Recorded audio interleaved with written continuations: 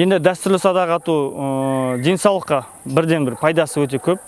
Және өзіміз білеміз, ұлттық спорт түрлерінде бұл балалар, ересек жас, үлкен ақсақал, қыздар барлығы бірдей сайысқа түсе алады, барлығы бірдей осы садақ ату спортпен айналыса алады.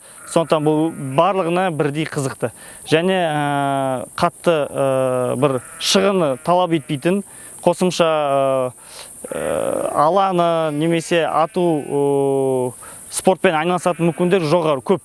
Яғни бізге ат іздеп керек емес, бізге ипподром керек емес. Біз бір кең далаға шығып, нысанамызды қойып, садағымызды қолға алып, атауға мүмкіндігіміз бар. Және бұл спорттың бір ерекшелігі, бұл жерде бір әділ.